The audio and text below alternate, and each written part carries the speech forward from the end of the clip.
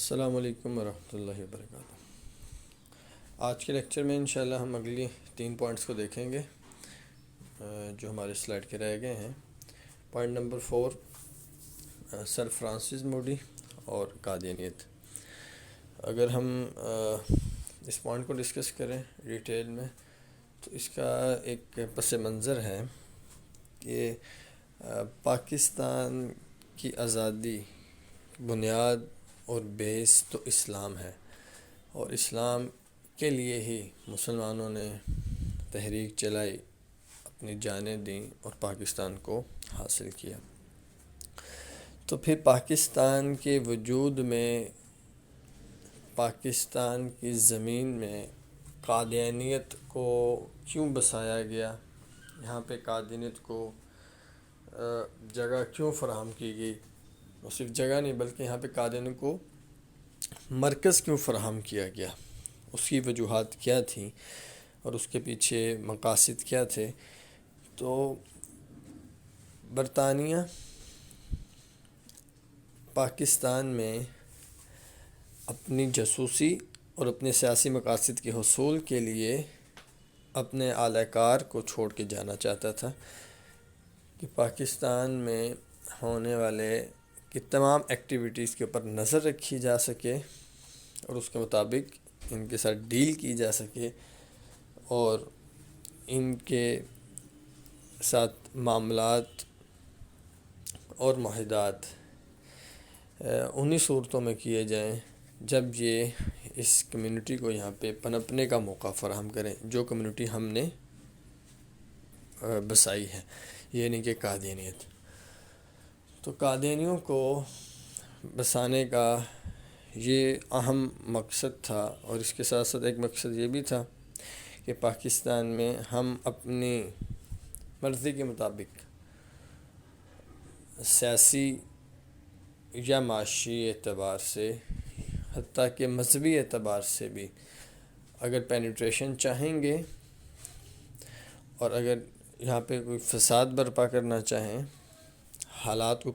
اپنے کنٹرول میں لانا چاہیں، تو اس کے لیے بھی ایک ایسی ہماری لوبی ہونی چاہیے، ہمارے کچھ ایسے اعلی کار ہونے چاہیے جو ان کے درمیان میں موجود رہیں۔ تو یہ بھی بڑے مقاصد میں سے ایک مقصد تھا کہ قادیانیت کو پاکستان میں بسایا گیا، مرکز فراہم کیا گیا، مضبوط کیا گیا، شیلٹر پرووائڈ کیا گیا۔ اور سر فرانسس موڈی نے پنجاب میں چنیوٹ سے تقریباً 7 کلومیٹر کے فاصلے پہ چک ڈگیاں، جو اوریجنل نام تھا اس گاؤں کا، دیہات کا، وہ قادیانیوں کو 99 ایئر کی لیز پہ دیا، اور تقریباً 1024 ایکڑ جگہ ان کو دی گئی، اور اس جگہ کو ان کو کلی اختیار دیا گیا کہ اس کو وہ جماعت احمدیہ جیسے چاہے اس کو استعمال کریں۔ اور یہ بہت کم قیمت پہ ان کو تقریباً آپ یہ سمجھیں کہ فری آف کاسٹ ان کو الاٹ کی گئی، ان کو پرووائڈ کی گئی 99 ایئرس کی لیز پہ، اور مقاصد وہی تھے جو کہ پہلے بیان کیے گئے۔ اور سر فرانسس موڈی باقاعدہ اس مقصد کے لیے اس کو استعمال کیا گیا، اور اس نے یہ الاٹ کروائی۔ اب اس کے پیچھے سر ظفر اللہ خان قادیانی کا ہاتھ، مرزا بشیر الدین محمود کا ہاتھ، لیکن فرنٹ فیس جو استعمال ہوا وہ سر فرانسس موڈی کا استعمال ہوا۔ اس میں ایک بہت اہم بات کہ قادیانیت کو کسی اور صوبے میں بھی تو جگہ پرووائڈ کی جا سکتی تھی مرکز کے لیے، لیکن پنجاب کے اندر ہی ان کو، پنجاب کے تقریباً سینٹر میں ہی ان کو یہ جگہ کیوں فراہم کی گئی، تو اس کی بنیادی وجہ یہ کہ یہ فتنہ پنجاب سے ہی اٹھا تھا، پنجاب سے ہی اس فتنے کو کھڑا کیا گیا، اور اس کی جڑیں پنجاب میں ہی موجود تھیں اور مضبوط تھیں، اس وجہ سے اس کو پنجاب میں ہی رکھا گیا، اور اس کا جو انڈیا کا مرکز تھا وہ بھی قادیان پنجاب میں ہی، اور جو پاکستان میں مرکز ان کو فراہم کیا گیا وہ بھی پاکستان کے صوبہ پنجاب میں ہی فراہم کیا گیا، تاکہ یہاں سے یہ پینیٹریشن کریں اور اپنی جڑوں کو مضبوط کر کے دوسرے علاقوں، دوسرے صوبوں میں کام کو پھیلائیں اور اپنی جاسوسی اور اپنے کفری عقائد کی تبلیغ کریں، اور جو افرادی قوت ان کو فراہم ہو وہ پنجاب سے فراہم ہو۔ اور پنجاب میں جہالت بھی زیادہ تھی، اور پہلے سے فتنہ پنجاب میں ہی موجود تھا، جس کی وجہ سے اسی کو بیس بنایا گیا۔ اور اس میں اگر ہم دیکھیں کہ پاکستان اسلام کے نام پہ، اور پاکستان کے دشمن اس وقت ہندو، اور ہندوؤں سے آزادی چاہی مسلمانوں نے، اور آزادی کے لیے ایک پوری تحریک چلی اور پاکستان کو حاصل کیا گیا۔ تو قادیانیت نے، جو کہ ہندوؤں سے بڑے اسلام کے دشمن ہیں، انہوں نے اپنے مرکز قادیان کو چھوڑ کے پاکستان کا چناؤ کیوں کیا؟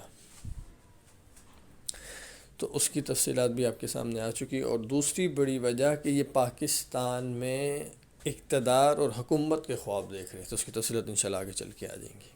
یہ سب سے مرکزی اور بڑی وجہ تھی کہ یہ برطانوی حکومت کی سرپرستی میں پاکستان میں حکومت، پاکستان میں اقتدار اور حاکمیت کے خواب دیکھ رہے تھے، جس کی وجہ سے انہوں نے انڈیا کو چھوڑا اور پاکستان کا رخ کیا۔ ایک بڑی وجہ یہ بھی ہے۔ اور اس کے ساتھ ہی اگر ہم پوائنٹ نمبر 5 کو دیکھیں، 1965 میں جو پاکستان اور بھارت کی جو جنگ ہوئی، جو لڑائی ہوئی، اس میں جو کردار ہے، اگر اس کو دیکھا جائے تو اس میں بھی قادیانی کردار اور قادیانیت کا سیاسی چہرہ اور اپنے مقاصد کا حصول اور پاکستان کو، اسلام کو نقصان پہنچانے کی تحریک وہ آپ کو ملے گی۔ اور اگر 65 سے پہلے کی 47 کی جو جنگ ہوئی انڈیا سے، اس میں بھی اگر دیکھا جائے تو وہ بھی قادیانیت کی ہی فرقان، جو ایک پوری بٹالین تھی، اس کا کردار آپ کے سامنے آئے گا، اور قادیانی جرنیلز جنہوں نے اپنے مذہبی اور سیاسی مقاصد کے حصول کے لیے پاکستان کو اور اسلام کو نقصان پہنچانے کی بھرپور کوشش کی۔ اور ان تمام چیزوں کے حوالہ جات تو بہرحال کتابوں میں موجود ہیں، لیکن یہاں پہ مختصری آپ کے سامنے کچھ پوائنٹس مین رکھ دیتا ہوں۔ نواب آف کالا باغ کے ملٹری سیکرٹری تھے کرنل محمد شریف، اور 65 کی جنگ کا جو پس منظر ہے وہ یہی ہے کہ نواب آف کالا باغ نے خود اس بات کو بیان کیا آغا شورش کشمیر رحمہ اللہ سے، اور کہا کہ میرا جو ملٹری سیکرٹری کرنل محمد شریف، اس سے ایک قادیانی جنرل اختر حسین ملک، یہ اس کے ذریعے سے مجھ سے ملاقات کرنا چاہتا تھا، لیکن میں نے اس کو ملاقات سے بہت کوشش کی کہ ملاقات نہ ہو، میں نے ڈینائی کیا، لیکن اس کے باوجود اس نے بڑے طریقے سے مجھ تک پہنچا، اور مجھ تک پہنچ کے اس نے مجھے موٹیویٹ کرنے کی کوشش کی، اور مجھے اعتماد میں لینے کی کوشش کی کہ کشمیر پہ حملہ کیا جائے۔ اور کشمیر پہ حملہ کیوں کیا جائے؟ تو اس کی وجہ اس نے کہا کہ یہ وہ حالات ہیں اور یہ وہ وقت ہے جو کہ بہت زیادہ سوٹیبل ہے کہ ہم اگر کشمیر پہ چڑھائی کرتے ہیں تو بہت آسانی سے ہم کشمیر کو فتح کر لیں گے۔ تو اس پہ نواب آف کالا باغ نے تو اس کو ریجیکٹ کر دیا کہ یہ میرا ڈیسیجن نہیں ہے، آپ صدر ایوب سے ڈائریکٹ بات کریں، کیونکہ یہ وہی فیصلہ کر سکتے ہیں۔ اور جب ڈاکٹر جاوید اقبال یہ جب امریکہ گئے تو وہاں پہ قادیانیوں کا جو پہلا وزیر خارجہ سر ظفر اللہ خان قادیانی، اس نے وہاں پہ ملاقات امریکہ میں ڈاکٹر جاوید اقبال صاحب سے ملاقات کی، اور ملاقات کرنے کے بعد ان کی ذہن سازی کی اور ان کو یہ ڈائریکشن دی اور ان کو موٹیویٹ کیا کہ آپ جا کے صدر ایوب کو یہ بات کہیں اور اس کو تیار کریں، وہ آپ کی ایک شے ہے تو آپ اس کو تیار کر سکتے ہیں اور اس بات پہ مادہ کر سکتے ہیں کہ وہ یہ ڈیسیجن لے اور کشمیر پہ حملہ کرے اور کشمیر کو آزاد کروائے، کیونکہ یہ بہت بہترین موقع ہے اور حالات ہیں کہ ہم کشمیر کو فتح کر سکتے ہیں۔ اور یہ پورا پیچھے پس منظر چل رہا ہے کہ قادینی لوبی جو ہے وہ اس کے اوپر محنت کر رہی ہے، مرکزی احباب کی ذہن سازی کر رہی ہے، لوبنگ کر رہی ہے اپنے مقاصد کے حصول کے لیے۔ اور اس کے ساتھ ہی نواب افقالہ بیگ نے یہ بھی بتایا کہ ان تک یہ رپورٹ پہنچی CID کی کہ کشمیر، آزاد کشمیر میں پمفلٹس، دستی اشتہار جس کو بھی کہا جاتا ہے، پمفلٹس ڈسٹریبیوٹ بڑی تعداد میں کیے گئے ہیں۔ ان پمفلٹس کے اوپر کیا مینشن ہے، اور ان پمفلٹ کے اوپر مرزا غلام قادینی کی یہ پیشن گوئی مینشن ہے کہ ہم جلدی یا دیر سے کشمیر کو فتح کریں گے، اور کشمیر قادینیت یعنی کہ اس کے الفاظ یہ تھے کہ احمدیت کے ہاتھ پہ ہی کشمیر فتح ہوگا۔ تو وہ پیشن گوئی کو پورا کرنے کے لیے قادینی لوبی جو ہے وہ کام کر رہی ہے، اور یہ پاکستان کو بھی قربانی کا بکرا بنانے اور پاکستان کو بھی نقصان پہنچانے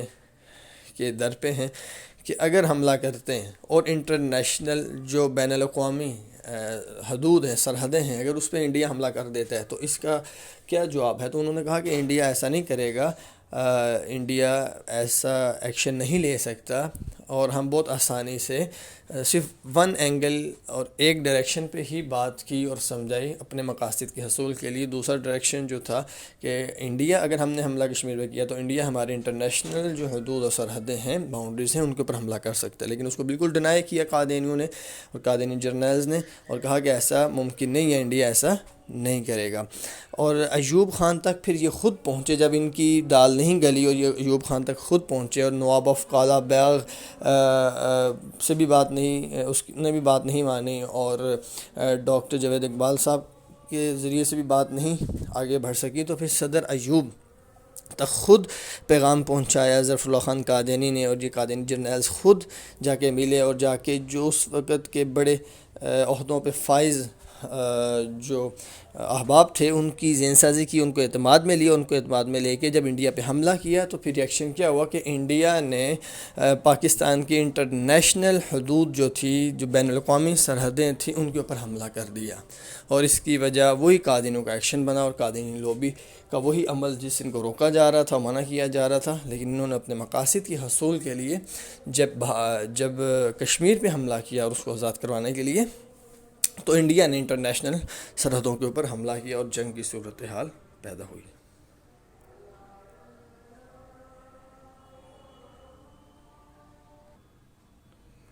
اور اگر ہم دیکھیں تو اس سے قادینیوں کا مقصد کیا تھا حملہ کرنے کا، تو ان کا بنیادی مقصد کہ کسی طریقے سے ہم مشرقی پاکستان کو اور مغربی پاکستان کو جدا کریں، انڈیا کو انوالو کر کے، اور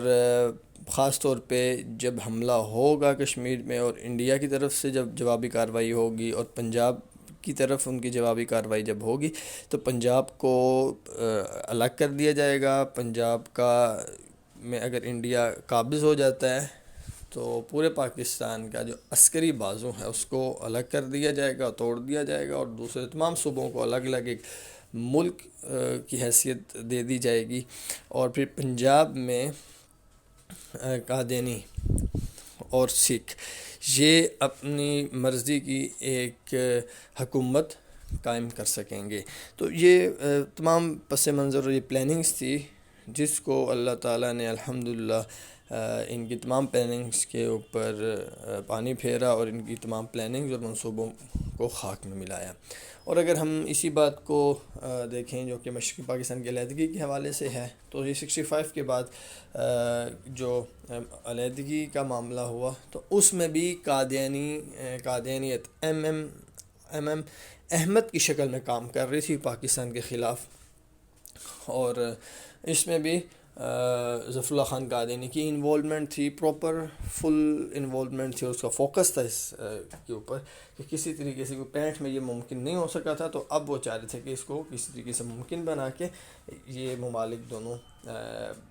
یہ ملک دو حصوں میں تقسیم ہو، مشرقی پاکستان الگ ہو جائے اور مغربی پاکستان الگ ہو جائے۔ اور اس کے لیے انہوں نے کیا کیا کہ ایم احمد جس عہدے پہ موجود تھا، اس نے اس عہدے کا ناجائز فائدہ اٹھاتے ہوئے کہ اس وقت فائنانس سیکٹری اور منصوبہ بندی کمیشن کے ڈپٹی چیئرمین ہونے کی حیثیت سے بنگالیوں کو،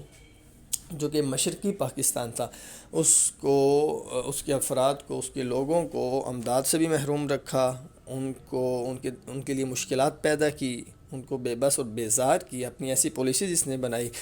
کہ وہ تنگ ہو کر علیحدگی کی تحریک میں شامل ہوئے، اور علیحدگی کی تحریک میں وہ ان کی مشکلات اور پریشانیوں کی وجہ سے وہ بالکل الگ ایک پاکستان، مغربی پاکستان سے الگ ہونے کے لیے انہوں نے تحریک شروع کی۔ اور یہ ساری پیچھے اگر پس منظر دیکھا جائے، پلاننگ دیکھی جائے، پیچھے اس کے اسباب دیکھے جائیں تو قادینیت ملے گی اور ایم احمد کی شکل آپ کو نظر آئے گی کہ جس نے یہ پورا کام سر انجام دیا، اپنے عہدے کو استعمال کرتے ہوئے، اپنی طاقت کو استعمال کرتے ہوئے، اپنے منصب کو استعمال کرتے ہوئے۔ اور مشرقی پاکستان کے جو مصیبت زدگان افراد تھے ان کو سرکاری امداد سے بھی محروم رکھا گیا۔ وجوہات یہی تھی کہ ان کو محروم رکھ کے ان کے اندر ایک ایسی احساس محرومی پیدا کیا جائے کہ وہ ایک تحریک کی شکل میں آئیں اور اختیار کریں اور پاکستان سے علیحدگی کا، مغربی پاکستان سے علیحدگی کا تحریک چلا کے اس کا اعلان کریں۔ اور اس میں بہت اہم بات وہ یہ کہ مشرقی پاکستان کے شیخ مجیب الرحمان جو تھے وہ قادینیت کے اصل چہرے کو سمجھ گئے تھے، قادینی لابی کی پلاننگز کو اور ان کے منصوبوں کو سمجھ گئے تھے، اور اسے سمجھے نہیں تھے۔ سمجھنے کے بعد انہوں نے عام عوام میں قادینیت کے اس مکروہ چہرے کو عیاں بھی کیا، واضح بھی کیا، بیان بھی کیا، اور ان کی پوری یہ کوشش تھی کہ کسی نہ کسی طریقے سے قادینی اپنے جو اتنے بڑے مرکزی عہدوں پہ موجود ہیں ان کو ان مرکزی عہدوں سے، حکومتی مرکزی عہدوں سے ہٹایا جائے۔ اور جب اس کے لیے انہوں نے بات کی، گفتگو کی اور اس کے لیے کام شروع کیا تو باقاعدہ ایم احمد جا کے ملا، اور اس کے لیے ظفر اللہ خان قادینی جا کے شیخ مجیب الرحمان سے ملا، اور جب ملنے کے بعد اس کو یہ سمجھ آ گیا قادینیوں کو کہ شیخ مجیب الرحمان کمپرومائز نہیں کریں گے اس معاملے پہ اور اپنے فیصلے پہ وہ ڈٹے رہیں گے اور قادینیت کی راہ میں رکاوٹ بنیں گے، تو پھر انہوں نے کیا کیا جو وہ کر سکتے تھے کہ میکسیمم کوشش کر کے مشرقی پاکستان کو ایک الگ ملک کی صورت میں ان کو لانے کی بھرپور کوشش کی، جس کا آغاز ایک تحریک سے ہوا اور اس کا انجام یہ ہوا کہ پاکستان دو ٹکڑوں میں، دو حصوں میں تقسیم ہو گیا۔ اور اس کی ایک وجہ کہ مغربی پاکستان میں قادینیت بڑے عہدوں پہ موجود تھی، مضبوط تھی، حکومتی اداروں میں موجود تھی، اس وجہ سے مغربی پاکستان کی ایسی پلاننگ ہوئی، ان عہدوں سے ایسی پلاننگ کی گئی، ایسی منصوبہ بندی کی گئی اور ایسا تاثر دیا گیا جس سے مشرقی پاکستان کے مسلمان جو ہے وہ متاثر ہوئے، بہت پریشان بھی ہوئے، اور اس کے بعد پھر انہوں نے یہ ڈیسیجن لیا کہ ہمیں مغربی پاکستان سے الگ ہونا ہے، اور اس کی تحریک چلا کے انہوں نے علیحدگی کا اعلان کیا۔ تو اس علیحدگی میں بھی اگر دیکھا جائے تو بڑے اسباب میں سے ایک سب سے بڑا سبب قادینیت کا سیاسی چہرہ ہے، قادینیت کا بھیانک سیاسی چہرہ اور کردار ہے جو آپ کو ملے گا۔ اللہ تعالی ہم تمام مسلمانوں کو قادینیت کے فتنے سے محفوظ رکھے۔ آج کے لیکچر میں آپ کو یہ 3 پوائنٹس ڈسکس کیے گئے، انشاءاللہ ہم اپنے اگلے لیکچر میں نیکسٹ پوائنٹس کو دیکھیں گے۔